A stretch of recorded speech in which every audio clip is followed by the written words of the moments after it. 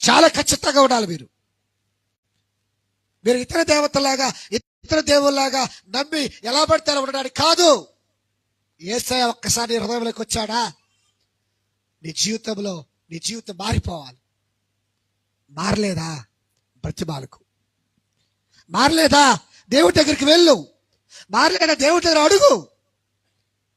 నువ్వు ఎంతసేపు ప్రార్థన చేస్తావు, ఎంతసేపు దేవుడి దగ్గర వేడుకుంటావో తెలియదు, కానీ అయితే నువ్వు ప్రయత్నించు.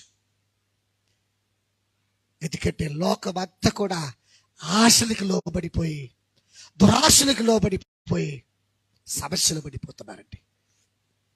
సమస్యలు పడిపోతున్నా. వాటి నుండి ఎలా మనం బయటికి రావాలి? ఏ రీతిగా నేడు దేవుడు నేడు ఇదిగో ఆయన నేడు ఏం చేసుకోవాలంట, అన్వయించుకోవాలి. ఆయన ఇప్పుడు